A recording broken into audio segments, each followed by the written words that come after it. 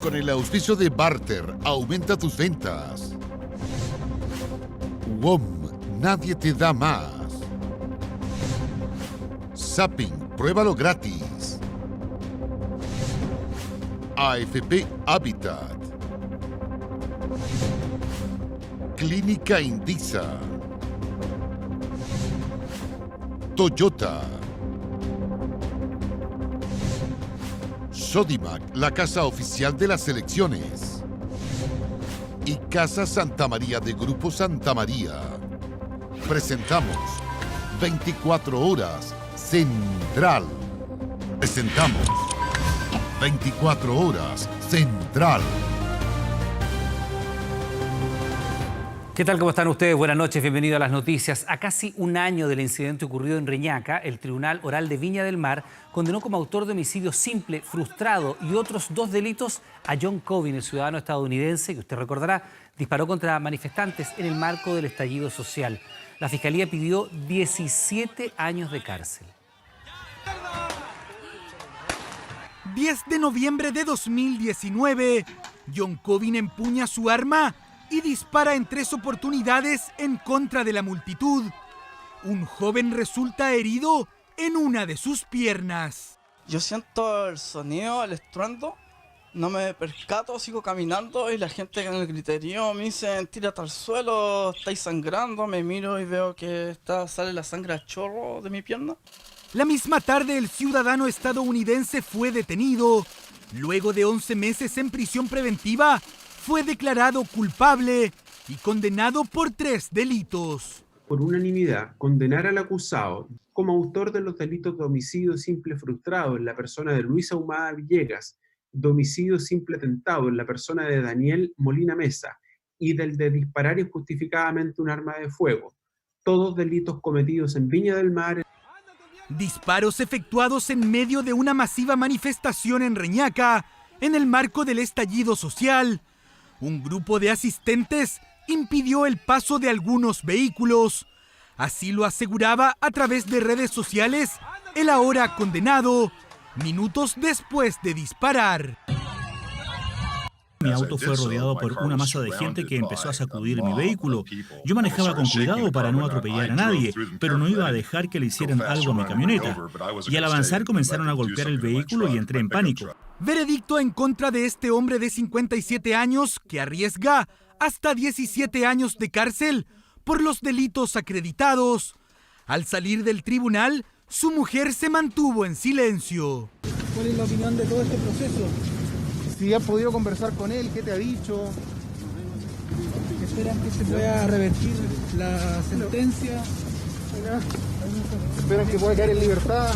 El delito más grave, homicidio frustrado en contra de Luis Ahumada, de 33 años, quien recibió un impacto en su muslo. Atendía a la extensión del daño, tanto físico como psicológico de la víctima.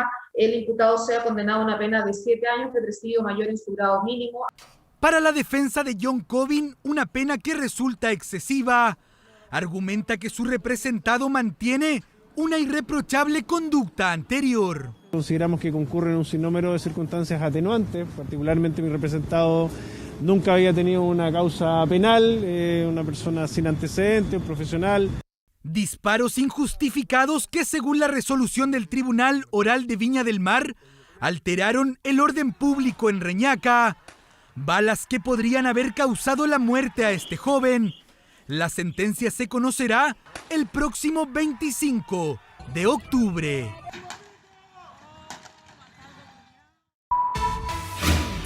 Ahora. Revisamos imágenes de lo que está ocurriendo a esta hora de la noche. Una nueva convocatoria masiva de manifestaciones tuvo lugar durante la jornada en las inmediaciones de Plaza Baquedano. Estamos con Cristian Cereceda, que ha estado durante toda la tarde comentándonos, informándonos qué está ocurriendo. Cristian, te escuchamos. Buenas noches.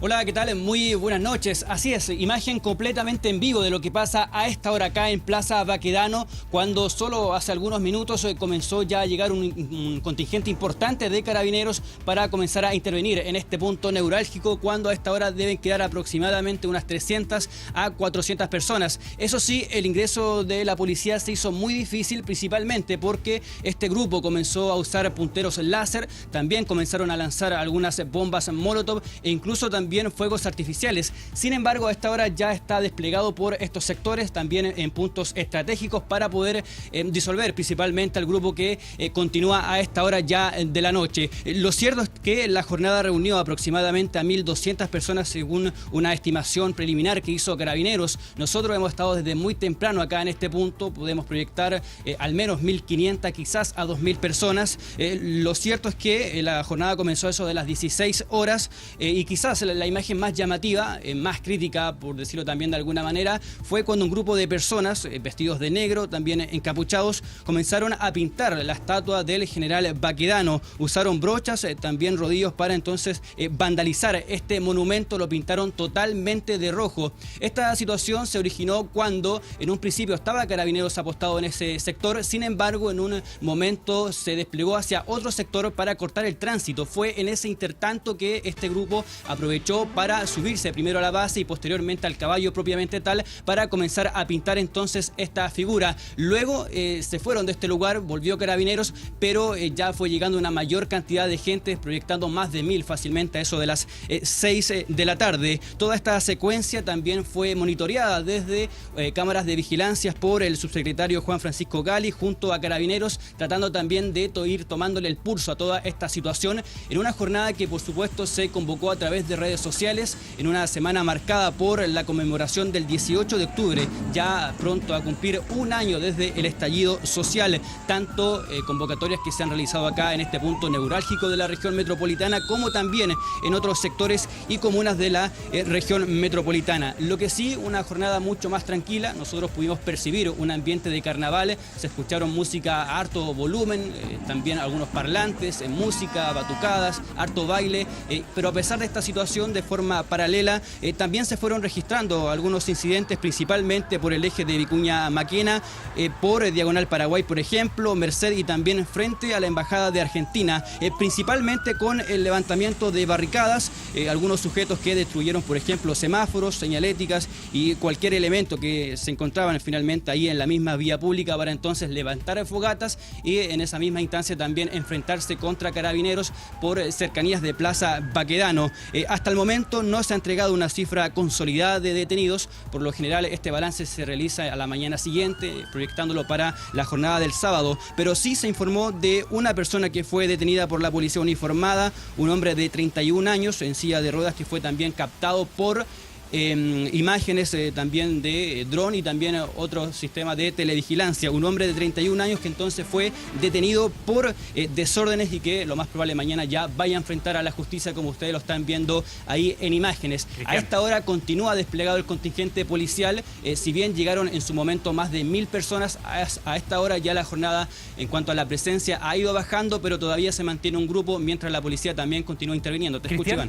Te quiero preguntar, porque conversábamos durante la tarde, tú nos dabas cuenta de esta persona detenida. Sin embargo, también hemos tenido informaciones y algunos registros de intentos de saqueos de locales aledaños a la Plaza Baquedano y también Plaza Italia, ¿no? ¿Qué ha pasado con eso? Los locatarios en las jornadas previas habían cerrado, incluso habían tapiado algunos de los frontis. ¿Has tenido información de eso que ha ocurrido? Sí, para contextualizar, justamente algunos vecinos y también locatarios estaban coordinando principalmente por WhatsApp para ir reforzando la seguridad, algunos con bloques de metal, de madera, en fin, para resguardar en cuanto a sus propios edificios o bien locales. Incluso algunos recintos estaban dejando a una persona de turno para poder cuidar. A nosotros nos ha llegado hace algunos minutos unas imágenes que fueron registradas en un local comercial de Avenida Portugal, a la altura del 412, un OXXO, justamente hacia a ese punto llegó un grupo muy amplio de personas, la mayoría encapuchados, que llegaron corriendo. Ahí se ven también que habían algunos clientes, también locatarios, incluso guardias de seguridad, pero que no pudieron intervenir. De hecho, uno observando bien la imagen se aprecia incluso que hay una persona con una aparente arma a fogueo. Eso obviamente puede ser quizás una simulación, no lo sabemos, pero lo cierto es que sí apuntó a las personas que estaban en este punto. Incluso algunos también lanzaron piedras, algún otro tipo de objeto contundente, pero que la imagen en sí es bien impactante por la cantidad de gente que llega a este punto y cómo también comienza a atacar a este mismo local comercial. Bien, Cristian, completo reporte de lo que ocurre durante esta jornada, de lo que está pasando en estos momentos en el sector de Plaza Baquedano. Estamos contigo más adelante, si es que así amerita la información. Vamos ahora con otras noticias. Estamos frente a las más graves violaciones a los derechos humanos en democracia. Ese fue el diagnóstico del informe del Instituto Nacional de Derechos Humanos, que entregó a casi un año del inicio del estallido social. El organismo presentó más de 2.500 querellas y el 93% fueron contra carabineros. El Ministerio Público ha formalizado a 72 agentes del Estado. 3.023 víctimas. 1.730 premios ilegítimos. 460 denuncias por tortura. 163 víctimas con trauma ocular. 32 con pérdida de visión irreversible. Cifras que forman parte del informe preparado por el Instituto Nacional de Derechos Humanos a casi un año del inicio del estallido social. Organismo que estuvo monitoreando las manifestaciones en la calle, recogiendo los testimonios. Denuncias a agentes del Estado que incluso quedaron reflejadas en un mapa georreferenciado de todo el país. Estamos frente a las más graves violaciones a los derechos humanos desde el retorno a la democracia. Bomba lacrimógena a mi cuerpo, generándome heridas como quemaduras, lesiones. Yo al mirar atrás, uno de los carabineros me apunta con la escopeta y me dispara. Recibí un disparo en la cabeza por parte de un carabinero. Son parte de algunos testimonios que recogió el INDH, institución que recibió cerca de 9.000 denuncias. Luego de evaluarlas, el organismo presentó 2.520 querellas. El 93% de ellas fueron contra carabineros. Pero el hecho central es la reforma de Carabineros de Chile. Unánimemente el instituto señaló que estamos frente a actos que no son abusos de poder esporádicos, no son incidentes aislados. Acá hay actos que se han venido repitiendo en el tiempo. El gobierno ha realizado una serie de tareas y una serie de materias a propósito de las recomendaciones de las diversas organizaciones internacionales de derechos humanos en términos de protocolo de policía en materia de reforma a carabineros. Reformas tras los cuestionamientos en los protocolos, uso de balines metálicos y disparos a corta distancia. Según el gobierno, las policías están implementando los nuevos reglamentos para el uso de la fuerza. Las policías de hoy día no son las mismas policías que el 18 de octubre del año pasado. Por ejemplo, hoy día no se usan las escopetas antidisturbios, no se usan las escopetas donde se tiran las bombas lacrimógenas. Se hace un llamado primero por megáfono, luego se hace uso de elementos disuasivos como agua. Yo te diría que en síntesis el Estado de Chile ha hecho cosas, pero estas son dolorosamente insuficientes y podríamos hacer muchísimo más. Según el Ministerio Público, de las más de 2.000 querellas presentadas, solo 31 causas fueron formalizadas. 72 personas han sido imputadas por violaciones a los derechos humanos desde el 18 de octubre.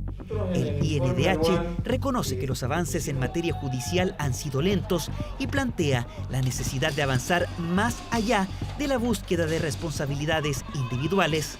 Quizás nunca vamos a saber quién fue el que disparó la escopeta antidisturbios, pero si estamos frente a perdigones de policía de investigaciones, no es lógico pensar que los tribunales de justicia declaren la responsabilidad del Estado y que ahí se haga efectiva una responsabilidad civil. Sin duda, el Ministerio Público y los tribunales estoy seguro que se están esforzando para generar las resoluciones que nos permitan avanzar en estos temas que ojalá nunca hubieran sucedido. Durante las próximas semanas, el Ministerio Público agendó 22 formalizaciones a agentes del Estado. Un informe que denuncia violaciones de los derechos humanos y cuestiona el actuar policial a pocos días del primer aniversario del estallido social. Atención con lo siguiente, sacar parte de los ahorros previsionales para acceder a la casa propia. Esa es la propuesta que el gobierno está analizando incorporar en la discusión de la reforma previsional. Una idea que, de todas formas, obligaría a devolver los fondos retirados. Las dudas rondan en cómo asegurar esa restitución y con qué tasa de interés se realizaría este autopréstamo. Sacar parte de nuestros ahorros previsionales para financiar la compra de una vivienda. Sería genial, porque yo quiero hacer eso. La idea sería una de las propuestas que el gobierno busca incorporar en el proyecto que reforma el sistema de pensiones. Ahorrar para la vivienda, muy difícil. Y si le dan la oportunidad para ese dinero destinarlo a eso, me parece bien. Me parece bien, pero debería la gente ocuparla en lo que ellos necesitan más conveniente para cada uno. La UDI puso la opción sobre la mesa, pero atención, sería un autopréstamo, es decir, se pagaría mes a mes, igual como un crédito bancario. Y si llegado el momento de la jubilación no se ha podido enterar el crédito completo, entonces se hace el cálculo de cuánto hay que retrasar la pensión para que finalmente esa deuda quede saldada. O sea, se tendría que devolver. La respuesta que van a dar los propios afiliados es obvia, porque si los fondos son de los trabajadores van a tener que restituirlo. Verónica no quedó tan entusiasmada. Lo encuentro como que sea muy justo si al final la plata es de uno. La alternativa aún está en evaluación. El gobierno estudia los alcances y modela el impacto que podría tener. Los expertos tienen dudas. Imagino que no va a ser sencillo porque si que el fin último es resguardar los ahorros previsionales, tenemos que estar seguros de que ese préstamo va a ser efectivamente devuelto. Por otro lado, tienes el tema de la tasa de interés. ¿A qué tasa te vas a autoprestar? Detalles que están en veremos. Sin embargo, el Ejecutivo estaría abierto a incorporar esta opción y de alguna manera responder con medidas alternativas a un eventual segundo retiro del 10%. Si existe alguna alternativa, alguna herramienta y que el día de mañana se puede hacer sin que esto perjudique, ponga en riesgo o condicione las futuras pensiones que creo que es fundamental garantizar, por supuesto que estamos llanos a colaborar. Aún no hay fecha para la presentación de las indicaciones que podrían incluir esta propuesta, aunque muchos aseguran que el gobierno estaría esperando hasta después del 25 de octubre para darlas a conocer. A un año del estallido, Chile ha recuperado la normalidad. Esta frase provocó polémica porque es parte de un documento que la Cancillería distribuyó a todas las embajadas nacionales en el mundo para que difundan este mensaje. Miembros de la oposición criticaron el texto porque aseguran que realiza un juicio político que no corresponde al Ministerio de Relaciones Exteriores. A casi un año del estallido social, Chile ha recuperado su normalidad, frase con la que el canciller Andrés Salaman cerró un documento de 10 páginas titulado El camino democrático e institucional de Chile, enviado por el ministro de Relaciones Exteriores a todas las embajadas de nuestro país para que nuestros representantes diplomáticos difundan ese mensaje. A un año del estallido, Chile ha recuperado su normalidad, aunque deberá seguir trabajando para controlar a grupos violentistas. Yo discrepo en que está todo bajo normalidad. Lamentablemente, construir la normalidad en este país significa avanzar en justicia. Páginas donde se hace un relato de lo ocurrido tras el estallido social, con énfasis en la recuperación del orden público. También enfatiza la importancia del acuerdo político alcanzado en noviembre que dio origen al plebiscito del próximo 25 de octubre. En cualquier caso, el factor de mayor complejidad en el actual escenario es el resurgimiento de la violencia a partir de grupos organizados que perpetran acciones terroristas. Pero las críticas al documento no tardaron. La frase con la que se asegura que el país recuperó la normalidad no fue compartida por todos los sectores, que además criticaron que un canciller haga un juicio político de la situación del país. Es altamente inusual, no se acostumbra a enviar mensajes de esta naturaleza. En todo caso, eché de menos una referencia a los distintos informes internacionales sobre la situación de los derechos humanos después del 18 de octubre. En el documento se hace énfasis en la acción de grupos violentos.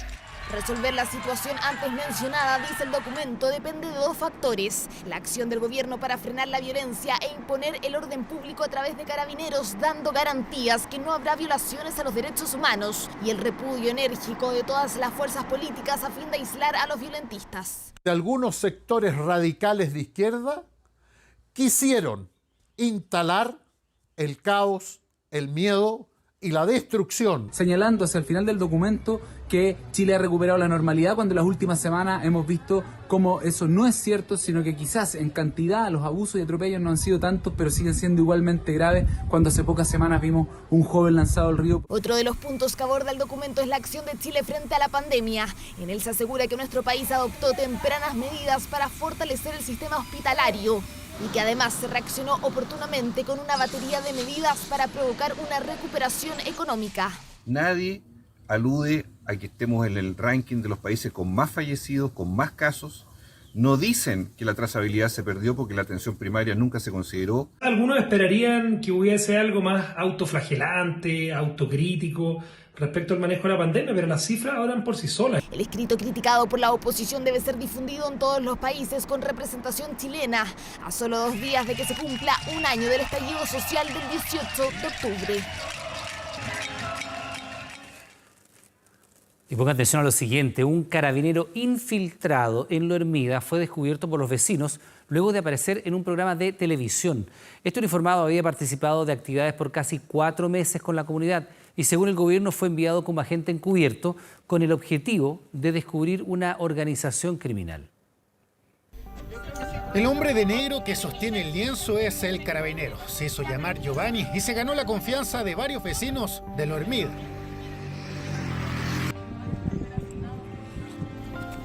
Al menos desde junio recorrió estas calles, conversó con dirigentes de la población y decía pertenecer a la primera línea de Antofagasta. Estos eran algunos de los audios que le enviaba vía WhatsApp. Según el reportaje de Ciper Chile, incitaba a la comunidad a atacar la subcomisaría de Peñalolén. Y lo hacíamos allá en Antofa, imagínate que no soy ni una wea, ni a Facebook, ni a Instagram, ni una wea.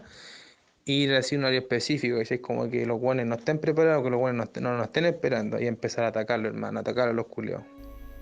Giovanni, como lo conocían, participó de ollas comunes, hizo donaciones, pero hubo actitudes que sembraron las sospechas de los integrantes de las agrupaciones de Lo Hermida. Y ahí al loco nosotros lo vimos con una actitud muy extraña y muy provocadora, poniendo el tema de carabineros, poniendo el tema de que debían haber manifestaciones como relámpago, como lo llamaba él, como lo hacían en Antofagasta, según él decía, donde atacaban de la nada, por decirlo de una forma, a la comisaría. Él incitaba a los jóvenes para buscar pruebas, o sea, si incitaba es porque ni siquiera había, o sea, él tuvo que incitar adelante una provocación para él tener pruebas. Puta, les monté mi carnet, toda la weá. Al tiro ahí con los cabros, pues, mano. Tengo cualquier antecedente, bueno, por desorden, toda la weá, y andan con la desconfianza, hermano. Tenía otra identidad, otro RUT y otra cédula. Incluso ocupaba una cuenta RUT. Eso está permitido dentro de la ley de inteligencia en el ítem de agentes encubiertos. Desde el gobierno aseguraron, el carabinero se infiltró con la misión de descubrir organizaciones que utilizaban armas. Fue mandado a infiltrar una organización y poder detectar a quienes estaban atacando, usando armas, usando bombas molotov. Entra en el lenguaje de la organización criminal, él no está infiltrado en un jardín infantil.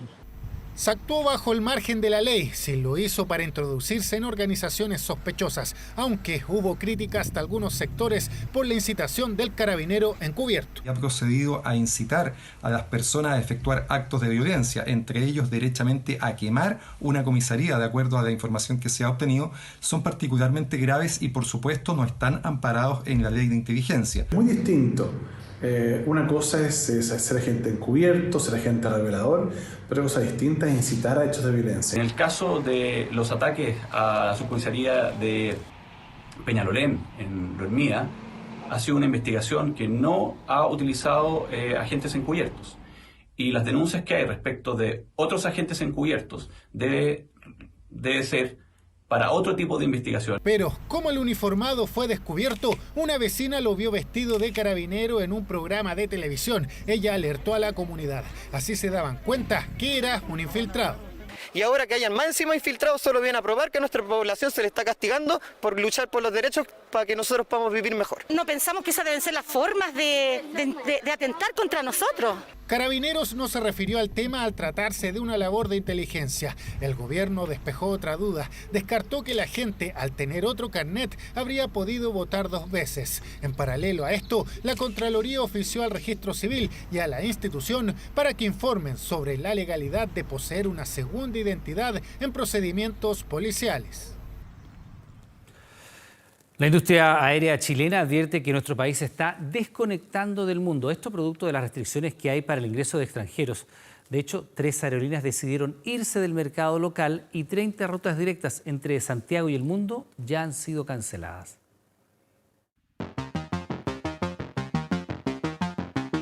Si la pandemia ha tenido consecuencias, una de ellas está en el cielo. Las restricciones que hoy Chile tiene para volar, principalmente desde y hasta el extranjero, han hecho que el mercado aéreo local esté retrocediendo y con ello perdiendo conectividad. Hoy día ningún extranjero sin residencia en nuestro país, salvo reducidas excepciones, puede entrar a Chile. Los chilenos, si quieren viajar a otras partes del mundo, deben cumplir una cuarentena obligatoria a su regreso, medidas sanitarias que preocupan a la industria. Las consecuencias no son a corto plazo, son a largo plazo.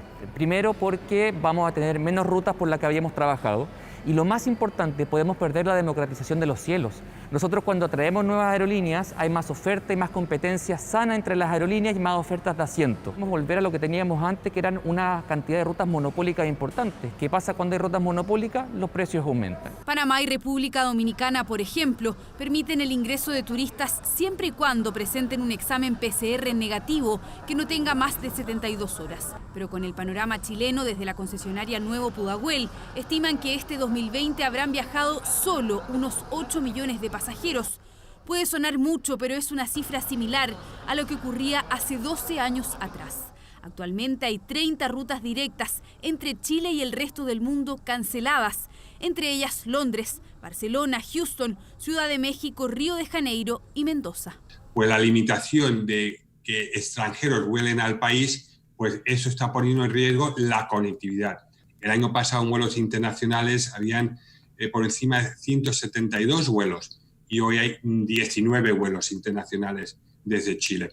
A esto se suma que 3 aerolíneas han decidido cerrar sus operaciones en nuestro país. One, que operaba vuelos domésticos, Qantas, que nos conectaba con Sydney, y Emirates, que contaba con vuelos a Río de Janeiro y Dubái. Otro coletazo es el evidente freno en el turismo. Hoy día estamos viviendo un panorama muy dramático, es una situación que ya no da para más, llevamos casi 8 meses paralizados como industria. En la medida en que las fronteras se mantengan cerradas, el turismo receptivo no va a funcionar, turismo que recibe turistas de afuera.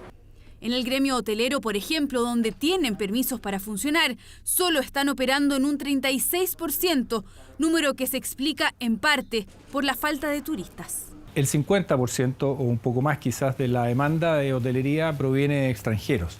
Para que la industria se ponga de pie y vuelva a trabajar, necesitamos fundamentalmente que se abran las fronteras y empiecen a llegar vuelos internacionales. No basta solo con el turista nacional. Se estima que recién en 2024 el turismo internacional podrá reactivarse completamente. La merma en visitas desde el extranjero es enorme. Eso, sumado a la disminución de las conexiones, provocará tarde o temprano un impacto en los futuros precios de los pasajes. Bueno, y hay conmoción en Francia por el caso de un profesor que fue asesinado por el padre de uno de sus alumnos en un crimen que se ha señalado que tendría relaciones con imágenes religiosas. El autor del crimen, con un cuchillo, le propinó profundas heridas en el cuello a este docente, aunque otras fuentes policiales indicaron que lo decapitó. Todo esto afuera de la escuela donde la víctima hacía clases. La Fiscalía Nacional Antiterrorista abrió una investigación por asociación criminal terrorista y ya se informó de 4 personas detenidas. El atacante, que fue abatido por la policía y cuyo nombre permanece todavía en reserva, fue señalado como un ciudadano argelino de 48 años. Su hijo era alumno del profesor asesinado y el motivo de este crimen, que aún se está investigando, tendría relación con que recientemente habría impartido una clase sobre libertad de expresión en donde habría exhibido caricaturas del profeta Mahoma. Testigos indicaron que el asesino gritó «Dios es el más grande». El caso recordó, por cierto, el ataque hace 5 años a las oficinas de la revista Charlie Hebdo Durante esta jornada, la única autoridad que se refirió al hecho fue el presidente Emmanuel Macron tras visitar la escuela. Tenemos parte de sus declaraciones. Ce soir à Conflans, un de nos concitoyens a été assassiné aujourd'hui parce qu'il enseignait, parce qu'il apprenait à des élèves la liberté d'expression, la liberté de croire et de ne pas croire. Notre compatriote a été lâchement attaqué, a été la victime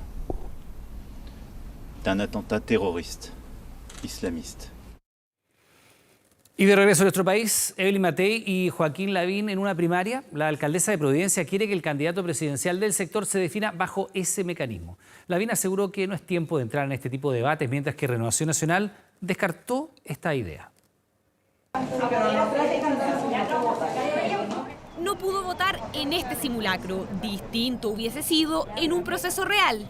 Más si la alcaldesa de Providencia aspira a estar en la papeleta. Yo claramente votaría por mí misma. Y si va a poder votar por ella o no, será algo que Chile Vamos tiene que definir, ya que en el sector existe más de una carta presidencial. Nadie se imagina alguna forma distinta de escoger un candidato que no sea una primaria abierta a todos los posibles candidatos. Eso es el estándar democrático hoy día. Matei llamando a primarias en Chile Vamos, y dentro de los posibles contrincantes surge el nombre de Joaquín Lavín, el militante UDI mejor posicionado en las encuestas, quien aseguró que solo definirá su futuro político tras el plebiscito del 25 de octubre.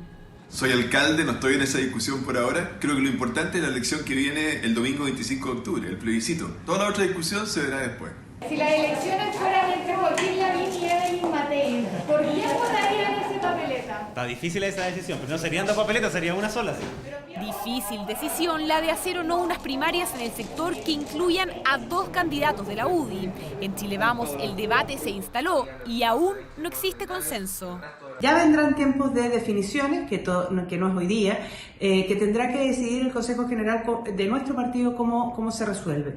Y una alternativa, sin duda, es la primaria de Chile Vamos. Pueden haber otros. Dentro de la primaria de Chile Vamos, cada partido lleva un candidato, no lleva dos, y Renovación Nacional no va a estar disponible para apoyar la idea que está planteando la alcaldesa. Este problema de la alcaldesa Matei con el alcalde Lavín es un problema de la UDI tiene que ver cómo resuelva, con cuál de ellos llega. En lugar de tener primarias cerradas, donde se eligen a dedo los candidatos, tengamos primarias abiertas. Evópoli va a competir también en esas primarias. En Evópoli, como posible carta, suena fuerte Felipe Kast. En RN, los nombres que más se reiteran son los de Manuel José Sandón, Mario Desbordes y Francisco Chaguán. Pero ahí no terminan las opciones del sector. Me encantaría ser candidato y estar en la papeleta, y es nuestra primera opción. Tener candidato propio. Kast no ha tenido conversaciones con Chile Vamos, pero asegura que sumarse a unas primarias del sector es difícil. Una carrera que recién comienza y tensiona al sector a meses de la elección presidencial. El presidente Sebastián Piñera se reunió a través de una videoconferencia con los expresidentes Ricardo Lagos y Eduardo Frei, donde se abordaron temas como el plebiscito del 25 de octubre, el manejo de la pandemia y la situación de la Araucanía. En este encuentro virtual, el presidente Piñera destacó la necesidad de condenar la violencia y además valoró las legítimas manifestaciones pacíficas. En la cita también se abordó la situación en la región de la Araucanía, frente a lo que el presidente expuso los detalles del plan destinado a la región y las medidas de seguridad desplegadas en la zona. Otro tema analizado con los exmandatarios fue el próximo plebiscito constitucional, materia en la cual se destacó la importancia de lograr consensos y acuerdos sobre el contenido de la Carta Magna. Y existe molestia y preocupación entre vecinos de Maipú por unos masivos carretes de hasta 200 personas en un parque de la comuna. Fiestas en donde no se está respetando las normas sanitarias ni el toque de queda. Destrozos, peleas y escándalos son hechos habituales debido a estos eventos. Mire.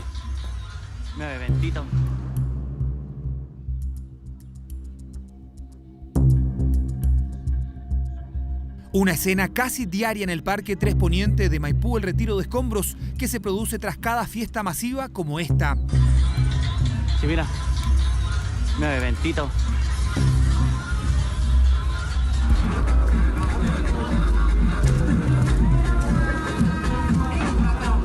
Carretes de madrugada con hasta 200 personas y ninguna norma sanitaria. Música muy fuerte y, por si fuera poco, petardos. Todos los días en la tarde, yo salgo con el perro en la tarde y es todos los días en la tarde, mucho más los jueves, viernes y sábado. A las 6 de la tarde por ahí los cabros tomando cerveza, sin ninguna protección, nada. Una molestia evidente en un barrio que, según sus propios vecinos, era tranquilo hasta hace 2 años. Las redes sociales masificaron en este sector las juntas y fiestas que dejan cada mañana no solo basura y destrozos, también temor. Este jueves una mujer resultó herida tras una pelea ocurrida en el parque. La verdad es que se ha puesto bien peligroso, entonces yo ya de hecho no salgo con el perro en la tarde porque uno cuando viene tienen todo tomado y uno no puede transitar tranquilamente. Sí, soy carabinero, pero resulta que no dan abasto. Mire, la solución va apuntada básicamente en mantener y elevar la fiscalización preventiva. La civilidad debiera entenderlo como en los horarios de toque de queda, mantenerse en el domicilio. ¿Cuál sería su solución acá, además de la seguridad? ¿Cerrar la plaza? Cerrar el parque, porque viene gente de afuera, viene gente de aquí. Una propuesta que también baraja la Municipalidad de Maipú. Como municipio sostuvimos reunión con representantes del sector Arenal Parque Tres Poniente, reunión en la cual se propuso el cierre del parque. Esta propuesta resulta ser importante para regular la seguridad de la zona a través de accesos con horarios definidos. Son parte de las soluciones que se analizan para acabar por fin con un problema que inquieta a vecinos y autoridades. Un sector sin ley que debería ser tierra de esparcimiento, pero que se ha transformado en el lugar ideal para los excesos. El último rescatado del trágico accidente de tránsito ocurrido en Victoria está luchando por su vida, con el 90% de su cuerpo completamente quemado, 10 semanas que son clave. Su familia pide que se aclaren las causas de este choque en cadena y piden ayuda para costear los gastos médicos. ¿Cómo operan los seguros obligatorios en este caso? Mire. Adentro quemándose. 14 vehículos involucrados, múltiples heridos y 2 fallecidos. La de Victoria ha sido una de las peores tragedias carreteras del último tiempo. La verdad que es desolador. Nunca me imaginé que ahí estaba involucrado mi hijo. ¿Qué está haciendo ahí, Agustina? ¿Qué está haciendo ahí? Oye. ¡Con papá!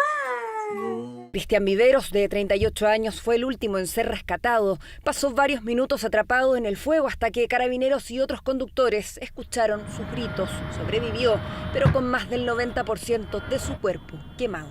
Imagínese cómo se va a ver cuando se ve al espejo, como un hombre, ¿qué va a sentir? Él va a volver a ser nuevamente un niño. Tenemos que traerlo a nuestra casa, criarlo de nuevo. Necesitamos saber quién responde.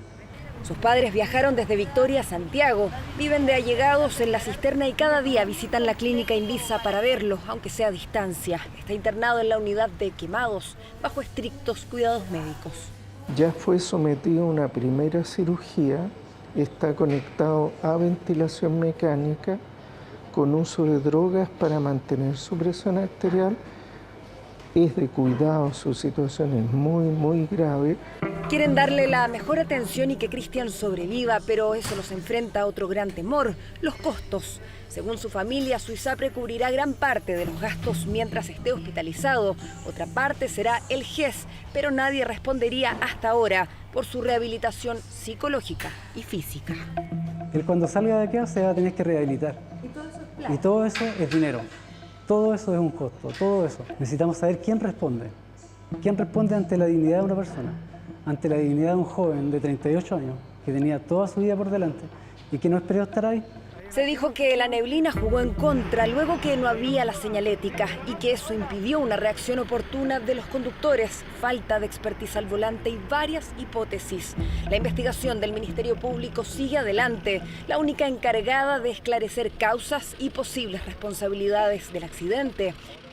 Tal vez incluya la reparación de las víctimas, pero para eso podría pasar un largo tiempo. En Chile, lamentablemente, no existe un mecanismo adecuado y oportuno que dé respuesta a todos estos casos. Las personas tienen que cubrir estos daños con su propio patrimonio y muchas veces esperar años hasta recibir un reembolso de aquellos gastos en que ya han incurrido. Una alternativa será cobrar el SOAP, el seguro obligatorio de accidentes personales exigido por ley para transitar por las vías públicas de todo el territorio nacional. El seguro obligatorio de accidente de tránsito es un seguro objetivo que se gatilla por cualquier accidente, no por los daños de los vehículos, sino por las lesiones de las personas. Se tiene que constar con el parte policial, la denuncia, la investigación en el Ministerio Público y, muy importante, también el registro y los comprobantes de todos los gastos. Eso sí, en el mejor de los casos serán 300 UF, es decir, unos 9 millones de pesos y solo para gastos médicos. La exministra de Transportes reconoce es una normativa antigua que debe ser mejorada. Para buscar no solo aumentar los montos, que es un requisito que ya se escucha en forma reiterada, sino también para ampliar las coberturas, para hacerlo más eficiente en su cobro, menos trámites administrativos. La vía judicial sería entonces el único camino para conseguir que alguna persona o entidad responda. Las personas tienen que iniciar las acciones civiles correspondientes. A lo más, en una primera etapa podrán interponer medidas precautorias que tengan por objeto asegurarse que aquellas personas que mañana van a tener que responder eventualmente no enajenen sus bienes y cuenten con un patrimonio donde se pueda hacer efectiva la sentencia condenatoria. Aseguran hasta ahora nadie se les ha acercado y derechamente piden ayuda económica, de acompañamiento, asesoría para enfrentar lo que viene. Tememos que esto se olvide, se pase en el tiempo como un accidente más, y no fue un accidente más. Y necesitamos, por favor, que nos ayuden. Ayúdennos. Pero hablamos de meses, años de rehabilitación. Efectivamente, entonces es un caso de excepcional dificultad, pero haremos todo lo posible. 100 días al menos se mantendrá hospitalizado y deberá someterse a múltiples operaciones. Si logra superar todo eso, Cristian Riveros podría volver a casa, literalmente, a empezar de cero.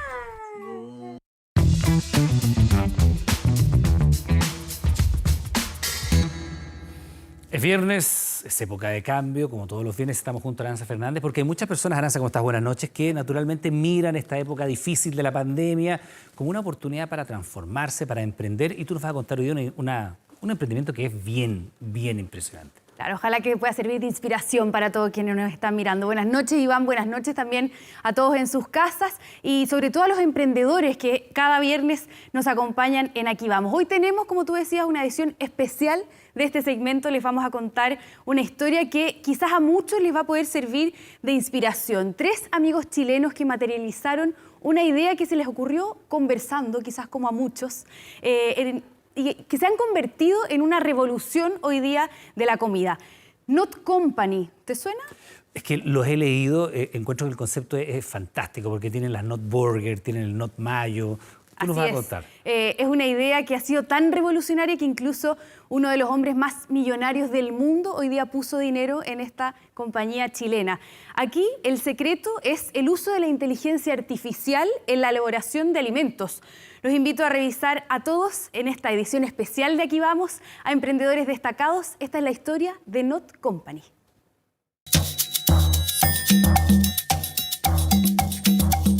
La idea hace unos años fue quitar de la ecuación de los alimentos al ingrediente de origen animal. No fue tan simple, pero después de muchas pruebas en sus propias casas, los hoy dueños de Not Company lograron crear su primer producto, uno que ya es conocido e incluso se vende fuera del país.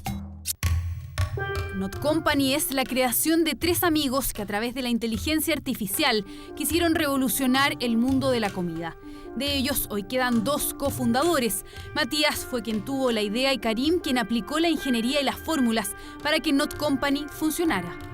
Desarrollar una inteligencia artificial que nos ayude a resolver el problema de cómo imitar los alimentos que hoy día se estaban haciendo solo en base a animales, usando solamente plantas. Y ahí todo comenzó.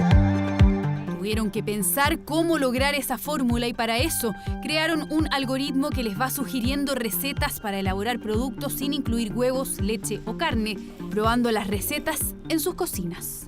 Las primeras recetas eran en las casas de cada uno, así, generábamos fórmulas de mayo, de chocolate, de leche, de lo que sea, y las cocinábamos y las probábamos y veíamos que estaba cerca pero que le faltaban algunas cosas. Así llegaron a la mayonesa sin huevo. Not Mayo es hoy uno de sus productos estrella, uno que ya cuenta con varias versiones y al que se han sumado también otros experimentos.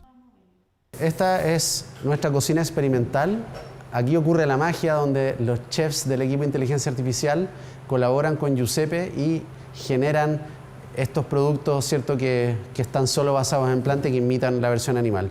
El secreto aquí es lo que está al interior de este computador y tiene nombre de chef. Giuseppe, inteligencia artificial que propone las fórmulas para ir reemplazando a los animales por otros ingredientes, pero con resultados igual o más sabrosos. Acá Giuseppe genera las fórmulas, ¿ya? Y te genera varias fórmulas y los chefs las cocinan. Y luego la información resultante de la receta, como el feedback sensorial, textura y detalles de cómo la cocinaron y variantes que los chefs generaron, se documenta de vuelta en Giuseppe también y se van generando nuevos datos de entrenamiento. Gracias a este chef computacional, hoy ya tienen más que una Not Mayo y han agregado a su catálogo de productos la Not Milk, Not Ice Cream y el último desarrollo es la Not Burger. Bueno, ahora la Cata va a sellar una Not Burger, nuestro último producto. Ya. Trabajamos constantemente haciendo recetas para que el algoritmo pueda aprender y hacemos recetas de todo tipo, sea de futuros prototipos de productos, como también recetas libres para poder hacerlas como de una manera más saludable, que podría ser lo que ustedes imaginen, una sopa, un pretzel, una lasaña.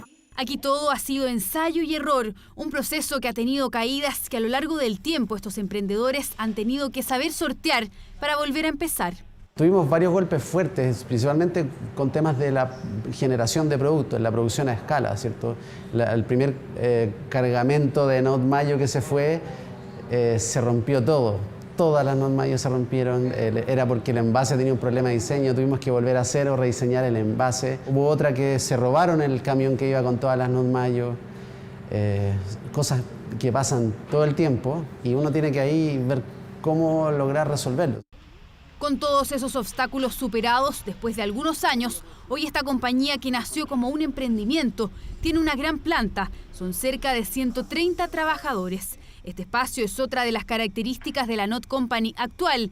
En este laboratorio se examinan y analizan todos los productos. El hecho de que nosotros analicemos esto es para poder entender qué es lo que pasa con estas matrices. ¿Se comportan igual a los animales o tienen un proceso de descomposición diferente? Una cosa es que nosotros desarrollemos un producto, lo vendamos en góndola, pero también tenemos que irlo conociendo durante el tiempo. Este negocio que partió como tantos otros en Chile, a puro empeño y osadía, se ha convertido en la startup chilena con mayor inversión de capital extranjero en nuestro país. Han sido destacados en varias portadas y reportajes a lo largo del mundo. Están vendiendo en Chile, pero además en Argentina y Brasil. Y siguen soñando con ir más allá, por mercados aún mayores. Su objetivo, casi como un mantra, los acompaña en todo momento. Lo que nosotros queremos es realmente que la industria alimenticia de todo el mundo cambie una vez que nosotros hayamos aparecido. Que saquemos al animal de la ecuación, que hagamos productos sustentables y esa es nuestra misión final. En el camino van a aparecer logros intermedios que sí van a ser gratificantes, pero lo que realmente nos importa es ver que el mundo cambió gracias a nuestra propuesta. Se lanzarán pronto al mercado estadounidense, la próxima meta de esta compañía chilena, y esperan seguir revolucionando la alimentación con una fórmula que comenzó en sus cocinas y que hoy ya está cruzando de hemisferio para llegar a otras tantas mesas en el resto del mundo. Y se van, Iván, a vivir a Estados Unidos los dos cofundadores que quedan de Not Company, así que por supuesto toda la suerte del mundo a ese equipo. Emprendedores que nos acompañan, atención, porque el portal de capacitación de Cercotec, capacitacioncercotec.cl, tiene cursos gratuitos para ustedes. Vamos a revisarlos aquí. La página es capacitación.cercotec.cl. Ahora, si llego por Cercotec, entiendo que también puedo llegar al... Sí, hay un banner, pero para ingresar directo uno puede revisar capacitación.cercotec.cl. Ahí hay 27 cursos completamente gratuitos y hay 6.000 cupos mensuales para esos cursos. Mes a mes se van renovando los cupos y usted se puede inscribir en uno u otro curso. Perdón, ¿una persona puede inscribirse en más de un curso a la vez? Así es. Perfecto. Se puede inscribir en más de un curso a la vez. Hasta 2 cursos. se puede inscribir, que los tiene que hacer de manera simultánea en el fondo. Lo interesante de esto es que hay dos tipos de cursos. Si es que yo ya tengo mi negocio o si es que yo tengo una idea de negocio. Perfecto. Son cosas distintas. Entonces, si yo ya tengo mi negocio, por ejemplo, en cercotec.cl va a poder hacer un curso de introducción a la digitalización, de ley de etiquetado, contabilidad aplicada, gestión de clientes y así otros varios que van a poder revisar y que son bien interesantes porque muchas veces, ya lo hemos dicho anteriormente, los emprendedores a veces tienen que comenzar y no tenemos tantas herramientas a veces para poder iniciar una pyme, ¿no? Para el que ya tiene el negocio, esto le ayuda a desarrollar herramientas para que crezca el negocio. Exactamente, para que pueda crecer, para que pueda avanzar, entender, por ejemplo, ley de etiquetado. Hoy día hay tantos emprendimientos que son de comida, por ejemplo. Y si yo tengo una idea de negocio, también hay cursos para ustedes. Por ejemplo, cómo acceder a financiamiento, algo súper importante para poder empezar, cómo planificar el negocio para poder ahí aclarar las ideas, porque no es tan fácil, gestión legal y próximamente, por ejemplo, va a haber un curso de ahorro y endeudamiento. Súper importante, que a veces el tema plata nos complica un poco cuando estamos empezando una pyme. O sea, aquí déjame detenerme 5 segundos, porque hablaba recién, por ejemplo, con nuestros compañeros de maquillaje, tienen la idea de un negocio, no saben cómo hacer empresa. Acá en gestión legal le ayudan a cómo formar la empresa, inscribir el negocio. Exactamente, cuáles son todos los trámites legales que debería hacer para que, por supuesto, su pyme, su emprendimiento tenga todas las de la ley, como se dice, para poder empezar a funcionar, ¿no? Nosotros también hablamos con el director nacional de Cercotec, Bruno Trisotti, nos contó sobre la modalidad de estos cursos y también su duración. Escuchemos. Son cursos online y son cursos donde se te hace una prueba al comienzo para saber tus conocimientos también. Y es como un curso, de hecho. Hay contenido, tú tienes que pasar por pruebas, son cursos cortitos siempre, porque entendemos que las pymes tienen que aprender, pero en cursos cortos, porque si no dejan de lado su negocio. Cuando uno es pyme tiene que hacerlas todas y por ende tiene que aprender de todo, de contabilidad, de marketing, de cómo ponerle precio a mi producto, de aspectos legales, aspectos tributarios, y todo eso está dentro del portal de capacitación de Cercotec. Y quiero contarles, Iván, otro dato bien novedoso para las pymes, y es el portal Pymes de Barrio. En la página web, vamos a revisar ahora, pymesdebarrio.cl, aparece una especie de asistente virtual que me puede ayudar a mí, como consumidor, a buscar pymes y productos también que estén cerca de mi comuna. Para favorecer el comercio local. Exactamente, para favorecer el comercio local. Cuando uno ingresa a esta página, Gloria, que es esta asistente virtual que está aquí, nos pregunta de dónde somos, de qué región, de qué comuna, qué producto o pyme estamos buscando. Nosotros ingresamos esa información y ella de inmediato nos entrega datos completos. Nombre de la pyme, lugar donde se ubica, sus redes sociales también, su página web si es que tiene, y por supuesto es una información que nos sirve a nosotros como consumidores, pero a las pymes una buena noticia es que ellas se pueden inscribir justamente en pymesdebarrio.cl. O sea, perdón, si yo tengo un negocio de barrio y soy panadero, por decirte algo, tengo que ingresar aquí y registrarme para que después la asistente virtual me pueda recomendar como negocio. Exactamente, para que ella pueda recomendar a todos los consumidores que, como por ejemplo, si yo quiero un pastel, puedo ingresar y buscar Providencia, estamos en la comuna Providencia. Pastel en Providencia. Exacto. Y me van a aparecer todas las pymes que venden pasteles. Pero como yo soy una pyme, si es que yo soy una pyme, me interesa aparecer, ¿no es cierto?, en esta base de datos. ¿Cómo ingreso? Pymesdebarrio.cl. ¿Cuáles son los requisitos para ser una pyme y aparecer en este portal? Tener inicio de actividades en el Servicio de Impuesto Interno, tener venta y pago en línea, que puede ser transferencia bancaria, por ejemplo, u otro medio de pago, y también tener un número de teléfono o un WhatsApp a través del que pueda contactarme con la gente que quiere comprar mis productos. Súper fácil, es completamente gratuito y es un proyecto del Ministerio de Economía que conecta entonces el comercio de las pymes locales con el mundo digital de manera completamente gratuita. Y finalmente, Iván, los quiero invitar a todos los emprendimientos y pymes que nos están mirando a unirse a nuestra comunidad en Facebook. Hemos creado un grupo, Aquí Vamos, un espacio donde usted va a poder mostrar su emprendimiento, también conocer a otros emprendedores y con nuestro equipo digital para que usted pueda ahí prepararse con su celular. Si es que usted tiene ganas de ir de inmediato a la página de Facebook, puede escanear el código QR que han preparado nuestros amigos aquí de 24horas.cl. Si usted se acerca con su celular a la televisión, va a poder escanear y va a llegar directamente a nuestro grupo de Facebook Aquí Vamos, donde también vamos a estar compartiendo, por supuesto, noticias e información para todas las pymes y emprendimientos que nos están mirando. Fantástico, un emprendimiento chileno que se exporta al mundo como The Not Company, consejos para las pymes, por supuesto, y esta invitación a que sean parte de nuestra comunidad. Aquí Vamos. Aranza, muchas gracias. Buenas noches. Buenas noches. Vamos con otras informaciones. Un estudio de la OMS determinó que 5 fármacos utilizados en el mundo para combatir el coronavirus no son capaces de salvar vidas. De inmediato, naturalmente, se abrió el debate y recogimos voces en Chile. El ISP también está desarrollando pruebas con varios medicamentos. Ninguno, probaron varios, y ninguno de los medicamentos contra la COVID-19 que la Organización Mundial de la Salud sometió a estudios demostró salvar vidas. I'm taking it, hydroxychloroquine. Right now, yeah. A couple of weeks ago, I started taking it. Because I think it's good. I've heard a lot of good stories. Son frases que Donald Trump ha lanzado a diestra y siniestra, aunque sin el aval clínico. Pero la OMS buscó dar seriedad al asunto y probó en 28 días de tratamiento varios fármacos. Los resultados provisionales muestran que medicamentos del ensayo, como Remdesivir e Interferón, tienen poco o ningún efecto en la prevención de la muerte por COVID-19 o en la reducción del tiempo en el hospital. Se está ahora en la revisión final para plasmar el estudio en una publicación científica, pero los resultados ya son comentados en el mundo entero. Gran parte de estos fármacos han demostrado tener innumerables efectos secundarios, interacciones farmacológicas con otros fármacos y que ponen en peligro la vida del paciente, por lo tanto el riesgo es mucho mayor que el beneficio.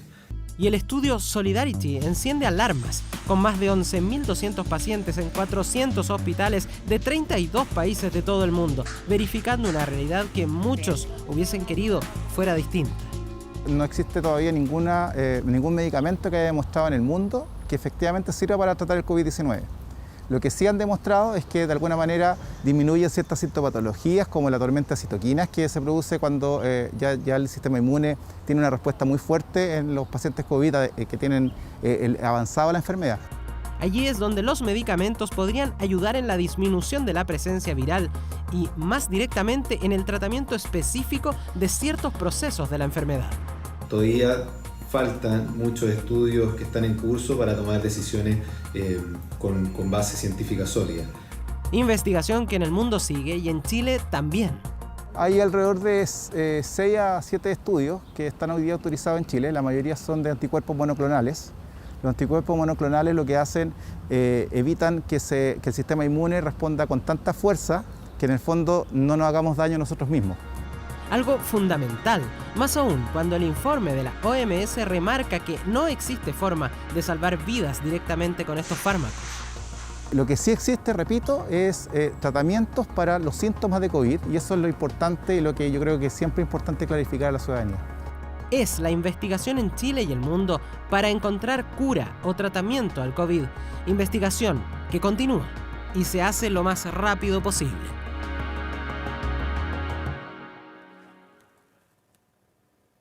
Les recordamos que a partir de las 22 horas, Televisión Nacional de Chile está autorizada para transmitir programas para mayores de 18 años.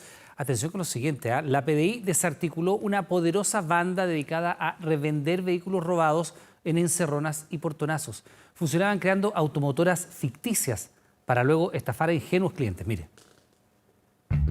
Las imágenes y testimonios han copado muchas de las informaciones policiales de este último año. Los portonazos y las encerronas se han repetido en diversas comunas, incluso en medio de la pandemia. 2 pistolas de los 3 tipos y como que me apuntan al auto. Y yo no había qué hacer, así que quedé súper helado. 3 gallos yo vi y con pistola y corriendo al lado del auto. Y la señora retrocedió. Hace más de un año, la PDI y la Fiscalía monitoreaban las coincidencias entre los robos y el destino de los autos de alta gama. La operación Industria del Portonazo dio sus frutos y pudo establecer que entre los delincuentes y quienes compraron de buena fe los vehículos hay 170 personas involucradas.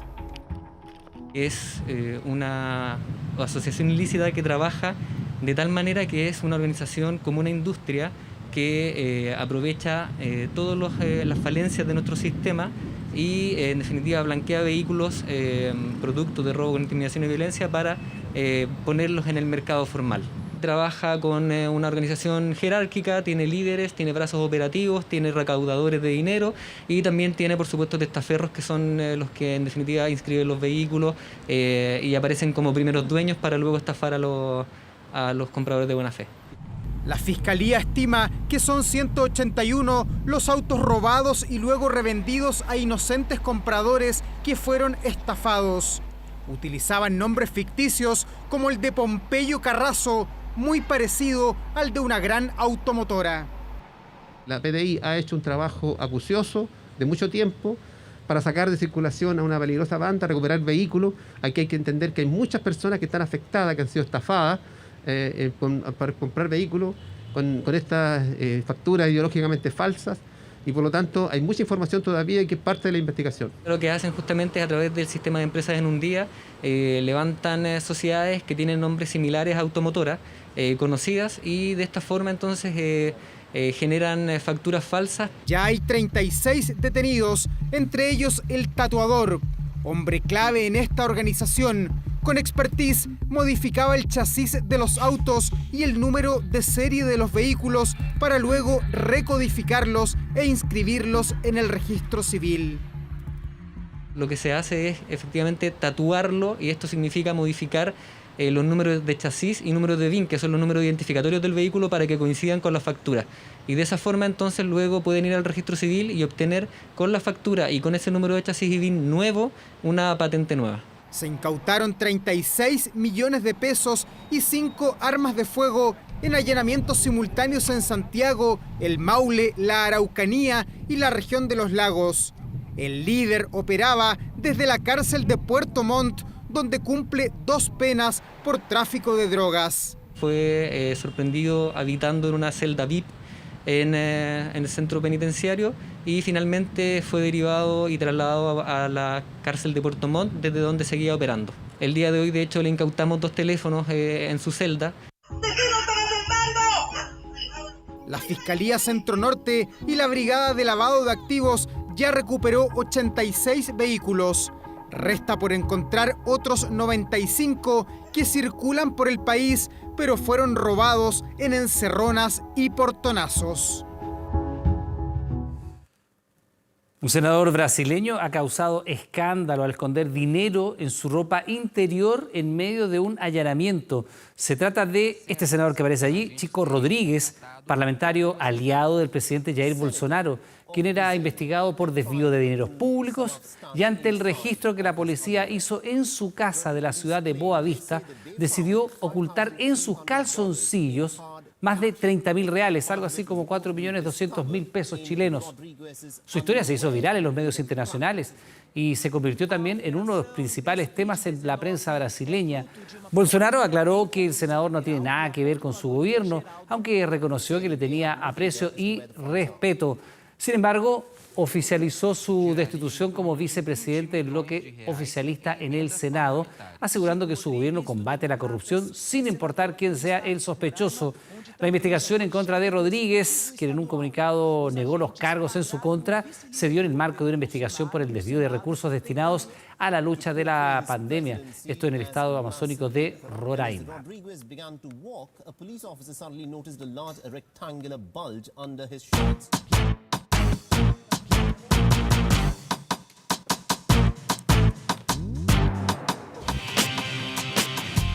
El clásico de la Madonina, con chilenos como protagonistas, sí, el clásico. Ahí en la Serie A del fútbol italiano, en la primera división, el Inter con el Milan. Mañana, 1 de la tarde, horario de nuestro país. Jugará Alexis, jugará Arturo Vidal. La última información es que Sánchez iría a la banca. Arturo desde el primer minuto. Chilenos protagonistas cuando son portada de una revista en Italia que hace un juego con el grupo Inti Illimani. Y titulan con la imagen de los 2 chilenos Inter y Illimani. Notable, para que veas a continuación el detalle de la siguiente nota.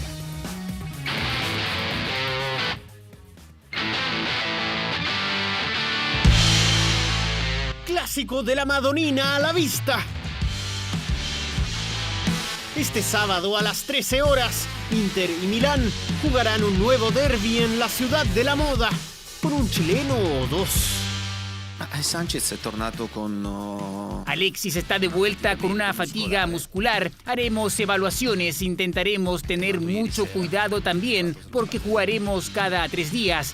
El partido contra Colombia dejó a maltraer a Maravilla. Si bien se habló de un posible desgarro, desde el Inter le bajan el perfil. Quiero que los jugadores sean responsables de sí mismos y por eso Sánchez tendrá que decir si está bien o si prefiere recuperarse mejor. Si está en el partido es porque habrá dado las garantías. Durante el día, Sánchez recibió visitas de los médicos del club. Los problemas físicos han sido un lastre en los últimos años de su carrera.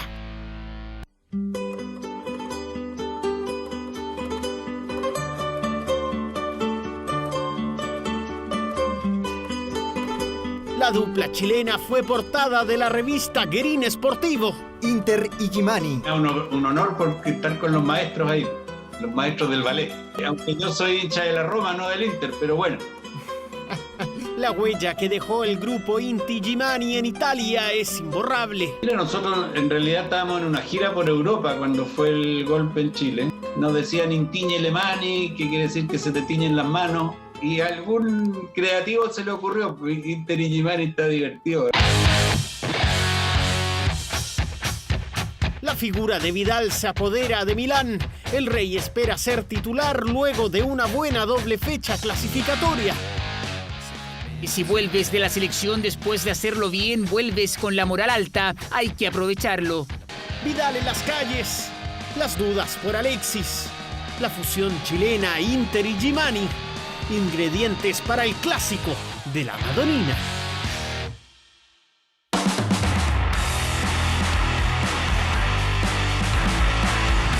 Él está anímicamente y físicamente perfecto, no tiene ningún tipo de problema. Palabra de Manuel Pellegrini sobre Claudio Bravo, otro que podría retornar a la titularidad. Recordemos que jugó los 2 primeros partidos con gran rendimiento el portero de la selección chilena, así esperemos que esté en la doble fecha en noviembre. Juega el domingo el Real Betis, el equipo de Bravo y Pellegrini, frente a la Real Sociedad. Está momentáneamente en el segundo puesto el Real Betis.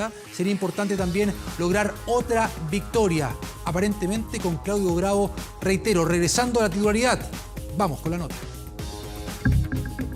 Esta es la imagen que preocupó y que dejó sin Bravo al Betis y a la Roja. Bueno, lamentablemente Claudio tuvo una distensión de su rodilla. Pero su jefe es también el encargado de actualizar su situación. Están todos en perfectas condiciones, como también Claudio Bravo, que ya está recuperado.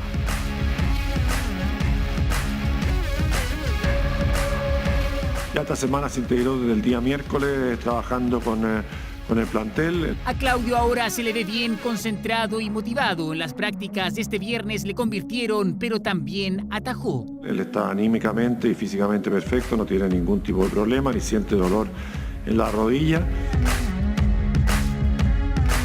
Volverá a ese juego con los pies, también los gritos y las instrucciones. Ya veremos el día domingo que en parte jugando en la portería. Y el rival de su retorno será uno muy especial. No iba tampoco a sobrarme ni tratar de meterla por arriba de la barrera, porque te estarías mintiendo si te digo que lo sé hacer. Claudio Bravo enfrentará por segunda vez en su carrera a la Real Sociedad, el club que lo llevó a Europa en 2006 y en el que permaneció hasta el 2014, una recuperación que celebra Pellegrini y también Reinaldo Rueda. Es probable que tengamos un bicampeón de América en los duelos ante Perú y Venezuela, en la doble fecha clasificatoria de noviembre. Elegí venir a Colo-Colo por lo que significa este club y por un desafío personal. La palabra de Nicolás Blandia, el delantero que llegó como un gran refuerzo al plantel de Colo-Colo, el futbolista más caro en el campeonato nacional, pero que no ha rendido. Bueno, él y la mayoría de sus compañeros con Colo-Colo, que recordemos está en el penúltimo lugar de la tabla de posiciones. Queda mucho torneo, pero si el campeonato hubiese terminado hoy, Colo-Colo tendría que jugar una verdadera final, ¿sí? Un repechaje, para no irse al descenso. El martes, Colo-Colo juega por Copa Libertadores frente a Jorge Wilstermann. Mismo día, cuando juega Deportes La Serena, que si gana La Serena, que hoy día está colista, deja a Colo-Colo en el último lugar. Increíble.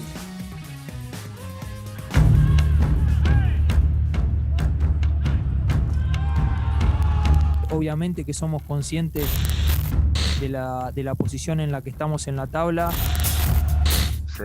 Es como que aparecen los fantasmas. Como no, si Colo-Colo está penúltimo y el martes podría incluso quedar como exclusivo colista del torneo.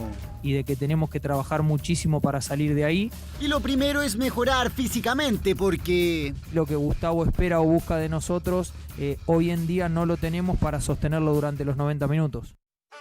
Problemática a mejorar y también lo mostrado en cancha. Blandi tiene solo 2 goles en 10 partidos. Pese a ello...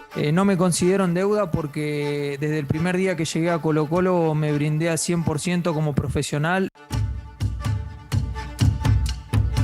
En Macul olvidan el campeonato local al menos unos días. Eso porque este martes reciben al Jorge Wilstermann por Libertadores, encuentro que podría determinar la suerte alba en la Copa Internacional. Como vos dijiste, tenemos un partido trascendental el martes, un partido difícil.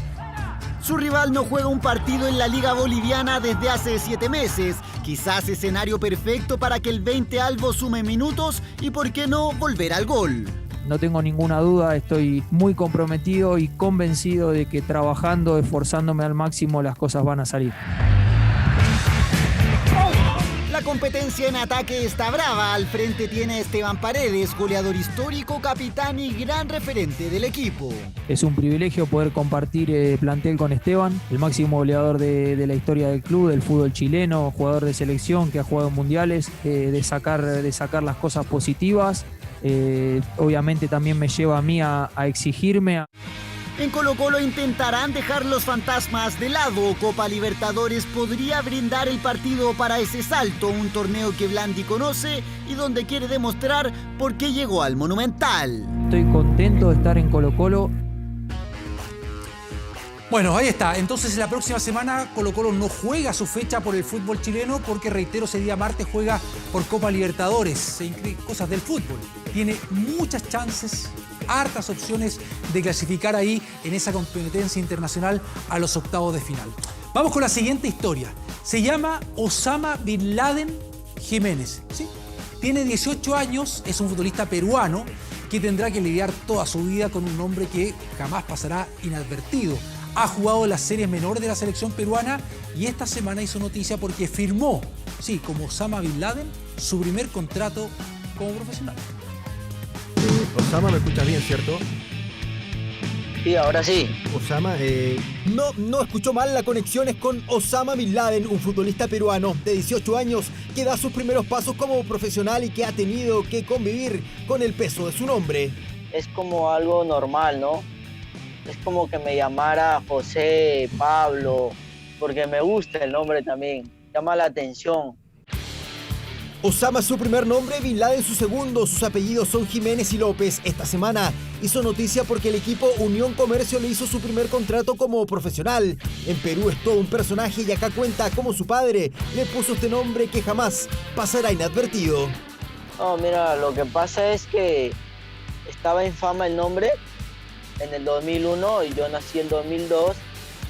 Estaba en fama el nombre y me puso ese nombre, ¿no? Osama es un buen proyecto del fútbol peruano, ha jugado las series menores de la selección. Su sueño es ir a Europa y ojalá jugar en Barcelona, pero sabe que siempre deberá dar explicaciones. ¿Habrá pensado alguna vez en cambiar su nombre?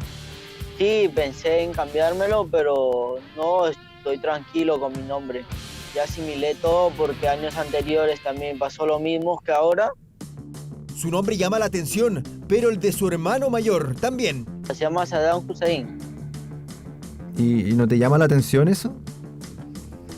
Sí, claro, porque son dos terroristas, ¿no? Osama Bin Laden y Saddam Hussein. Su historia, por supuesto, que ha dado la vuelta al mundo. Claro, he tenido la oportunidad de hacer entrevistas, que me estén llamando algunos de varios países Una singular historia del fútbol. En Perú, Osama comienza a forjar su carrera como futbolista profesional, aunque sabe que tendrá que lidiar toda su vida con su nombre. Bueno, Osama Bin Laden, me despido desde Chile, te mando un abrazo. Gracias, igualmente a ustedes. Ya. Vamos, mira con esta hermosa imagen, como siempre, en el ciclismo con el italiano Diego Ulissi, que se impuso en la etapa número 13 del Giro, el Giro de Italia, tras recorrer 192 kilómetros. Con esto, el local ahí acumula 2 jornadas ganadoras, se ubica en el puesto número 36 en la tabla general. En segundo lugar arribó el portugués João Almeida. Ahí con esto el gran favorito refuerza su liderato y mantiene su primer lugar en esta clasificación general. Vamos ahora con el tenis. Shapovalov, Rublev, Raonic y Koric, que están en semifinales. En esta jornada se definieron ahí los 4 tenistas que van a disputar su paso a la gran final del ATP de San Petersburgo, con Shapovalov, que va a enfrentar al ruso Andrei Rublev tras eliminar al suizo Wawrinka, ahí 6-4 y 7-5. La segunda semifinal será disputada entre Raonic y Borna Koric, quienes dejaron en el camino a sus contrincantes rivales Khachanov y Opelka, respectivamente. Con esa información e imagen, pausa. Ya regresa Iván Núñez con la información en 24 Horas Central. Buenas noches.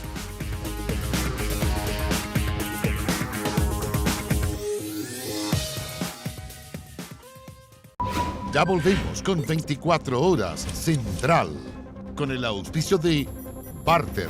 Aumenta tus ventas. Auspicio de AFP Habitat. Estamos viendo 24 Horas Central.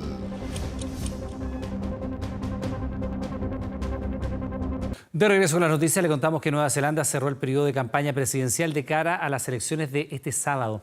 En los comicios se enfrentan la actual primera ministra, Jacinda Ardern, y la opositora conservadora Judith Collins. Ardern es la favorita para ganar la reelección, pero según medios locales, su contendora podría dar una sorpresa. Como si la pandemia nunca hubiera existido en la isla, Jacinda Ardern, la primera ministra neozelandesa de 40 años, cerró su campaña electoral rodeada de una multitud de personas que sin mascarilla aclamó su reelección. La mandataria busca seguir al frente del país por 4 años más. Su buen manejo de la pandemia, aplaudido a nivel internacional, podría ser su clave. Estos días de campaña, varios grupos de personas se han acercado a saludar y a desearnos suerte. Para nosotros lo importante es que vote. Buscamos que todas las personas puedan votar. Solo eso nos va a dar el gobierno estable que queremos. La mandataria se enfrenta a la opositora conservadora de 61 años, Judith Collins, quien fue diputada y ministra de la Policía, cargos bajo los que destacó por su carácter fuerte, ganándose el apodo de la trituradora Collins. Creo que es difícil confiar en los partidos cuando dicen que van a cumplir ciertas cosas. Ellos aseguran que vencieron la pobreza infantil, pero fallaron. Los sondeos auguran un triunfo de Ardern con un 55% de las preferencias contra un 22% de Collins. Según medios locales, la primera ministra tiene 2 puntos a su favor. Uno es su buena gestión durante la primera ola de la pandemia, que deja hasta el momento solo 2.000 contagiados y 25 fallecidos en todo el territorio. Su segunda ventaja es su cercanía con las víctimas y familiares tras los tiroteos a 2 mezquitas de Christchurch ocurrido el año pasado, que dejaron 51 muertos. Solo puedo decir que este día es uno de los días más negros en la historia de nuestro país. Claramente lo que ocurrió aquí es un acto de violencia sin precedentes. Collins, por su parte, tiene una carta guardada bajo la manga. Su partido cuenta con un buen historial en el manejo de la crisis económica de 2008, lo que podría ayudarla frente a la expectativa de recesión en la isla producto de la pandemia. El resultado de estas elecciones se conocerá el sábado en la noche. Ya volvemos con 24 Horas Central, con el auspicio de Casa Santa María de Grupo Santa María. Con más de 15 años. Con el auspicio de Clínica Indisa. Estamos viendo 24 Horas Central.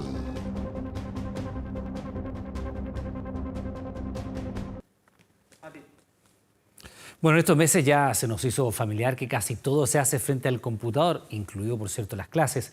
Una modalidad online que algunas instituciones de educación superior la estaban ofreciendo desde antes del comienzo de la pandemia y que le permite a los estudiantes poder conciliar, por ejemplo, el trabajo con el estudio. El dormitorio, el comedor, el living, cualquier espacio sirve para asistir hoy a clases, porque el coronavirus trasladó las aulas de las casas de forma obligatoria, una modalidad no presencial para muchos nueva, pero que sí existía prepandemia. María Paz Contreras es enfermera, trabaja en el policlínico de una planta de alimentos y estudia psicopedagogía 100% online. La clave para ella es la disciplina y la perseverancia. Me doy 2 o 3 días para leer los contenidos, después para preparar el trabajo y finalmente entregarlo un día antes, y eso lo hago, a veces lo hago de día, a veces lo hago de noche, o estudio en el trabajo. Sin clases en vivo u horarios específicos, solo acceder al contenido en la página e interactuar con los académicos por internet. La educación a distancia se ha convertido en la oportunidad para aquellos que ya trabajan o para quienes han decidido estar en casa, como Susana, una madre multifuncional que estudia técnico a nivel superior en recursos humanos. Una de las mayores ventajas es la conectividad 24/7. Antes yo lo podía hacer desde el traslado a mi trabajo, en el metro. Ahora lo hago cuando ya los niños ya están durmiendo. María Paz y Susana son solo ejemplos de quienes eligieron carreras en línea, una modalidad que, a diferencia de lo vivido por muchos estos meses, va mucho más allá de las cátedras por Zoom, ya que la carrera está pensada desde un comienzo por esta plataforma. Hay varios institutos que ofrecen estas opciones. El IAC, por ejemplo, lleva 12 años en el rubro. Esta es una modalidad de estudios que ya está comprobada que tiene calidad. Por ejemplo, nosotros tenemos más de 7.000 titulados y el 70% de ellos han mejorado sus condiciones laborales al primer año de haberse titulado. Educación online que con los años ha ganado terreno. Si en 2016 la matrícula bordeaba los 25.000 estudiantes, al 2020 la cifra fue más del doble. Esta semana 25 institutos y centros de formación técnica abrieron sus postulaciones, muchos de ellos con oferta no presencial. Lo importante acá es que para los jóvenes que postulan tengan la importancia de informarse adecuadamente para poder elegir aquellas instituciones que están acreditadas y así poder tener garantía de la calidad educativa que ellas entregan. Educación a distancia sin la necesidad de estar frente a un computador en un horario determinado, una forma de estudiar que se acomoda a los tiempos que corren, incluso cuando el coronavirus ya sea cosa del pasado.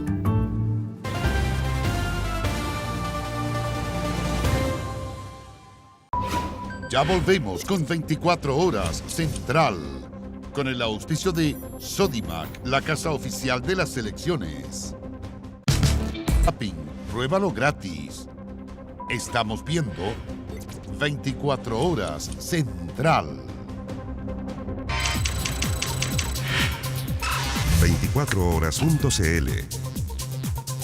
Atención, porque el Instituto de Previsión Social, el IPS, tiene una importante herramienta que evitará trámites como pago de bonos, pensiones y otros beneficios. Es simple y lo puede efectuar cualquier persona. Además, se puede consultar las ayudas que entrega el Estado.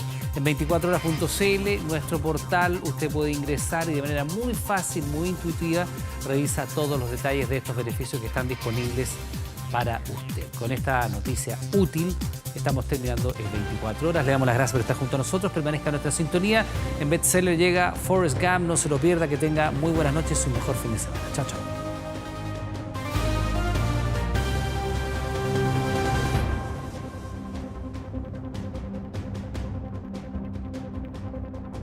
Y pagar